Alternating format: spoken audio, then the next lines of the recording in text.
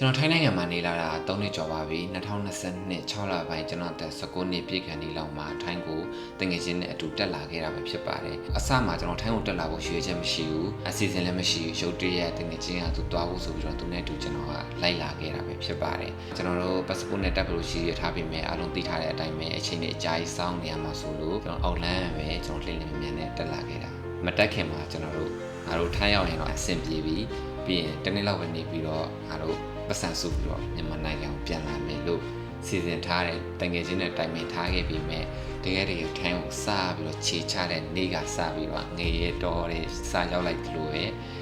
ကျွန်တော်မျှော်လင့်ထားခဲ့တဲ့အရာအတော့ကတလွဲရေးကြီးပါပဲ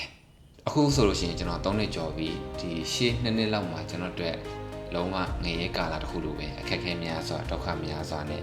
ကြော်ဖြတ်ရတဲ့ကာလာတစ်ခုပေါ့နော်အထောက်အထားမရှိဘူးကျွန်တော်တို့ဆောက်လို့ရလောက်ရတယ်ပြင်ပန်းနေကျွန်တော်ပတ်စံတွေမမှန်ဘူးငွေထွက်တာမမှန်ဘူးအလုပ်တွေပြောင်းနေတနေရာပြီးတနေရာပြောင်းနေဒီကြားတဲ့ပလိတ်ဖန်ဟန်တာတို့ပြီးလို့ရှိရင်ဒီစစ်ဆေးဝင်တာတွေပြီးလို့ရှိရင်ကျွန်တော်ဘတ်ရိုက်ဖို့အတွက်ခဏဗတ်စင်းတွေတင်ပြီးတော့တထေးတွေပြောင်းပြီးတော့အစားတွေပြန်လုပ်ပြီးတော့ငွေတွေကုန်တာမျိုးတွေဒီလိုပဲတန်တရားကြီးလည်းပက်ပြီးတော့များနေရလုံးဝငရေကန်တစ်ခုလိုပဲပေါ့နော်အဲ့ဒီအချိန်ကြီးကနေကျွန်တော်အများအားရုံထွက်ဖို့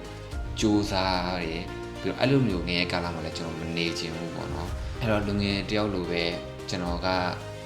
ရဲ့စိတ်ကအစကတည်းကဘသူရဲ့လွှမ်းမိုးမှုမှမခံပဲကိုယ်ပိုင်စိတ်နဲ့ပဲကျွန်တော်ရှင်းသန်နေတာအဲ့ဒါကြောင့်လည်းဒီထိုင်းမရောက်ခင်ကတည်းကကျွန်တော်ရဲ့ပုံစံကဒီလူကြီးတွေနဲ့ကို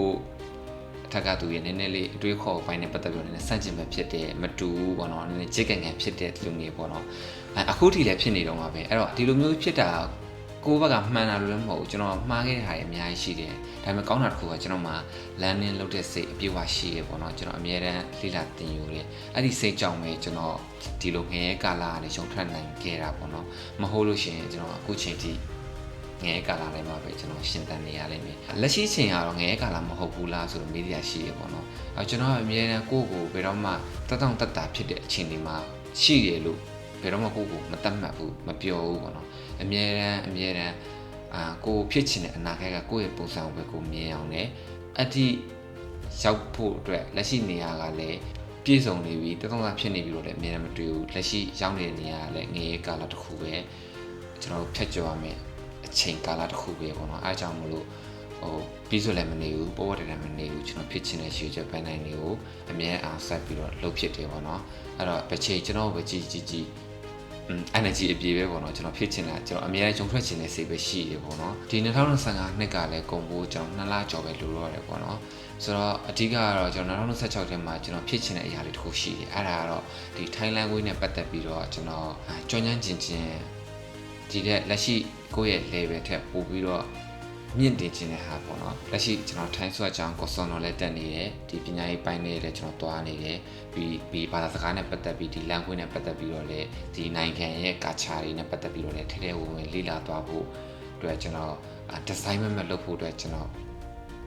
planထားတယ်ပြီးတော့ဖြစ်ချင်တယ်ပေါ့နော်အဲ့ဒီအရာကိုလည်းအာရုံစိုက်ပြီးတော့လုပ်တော့ဖို့လည်းရှိတယ်ပေါ့နော်ဆိုတော့ဒီနေ့ထက်မှတော့ကျွန်တော်ရဲ့ဒီတန်းစင် sharing ပြီးက content တွေပြက်လက်နေတာမျိုးတွေပြီးတော့ line ပေါ်မှာကျွန်တော်တိတ်မရှိတာမျိုးတွေများတယ်ပေါ့နော်ဆိုတော့ရှေ့ကြောက်ဒီ Thailand Way နဲ့ပတ်သက်ပြီးတော့ကျွန်တော်ပြန်လေ့လာတာမှာဖြစ်တဲ့အတွက် content တွေပြန်လာပါမယ်ပြီးတော့အားလုံးအတွက်အကျိုးရှိစေမဲ့အရာတွေလည်းပြင်ဆင်ထားပါတယ်ပြီးကိုယ်နဲ့ပတ်သက်ပြီးတော့လည်းအမြဲတမ်း level up ဖြစ်အောင်လည်းလမ်းနဲ့လုပ်နေပါတယ်ပေါ့နော်ဆိုတော့ဒါလေးလာပြောတာပါကျွန်တော်တို့မကြခင်မှာပြန်တွေ့ကြပါမယ်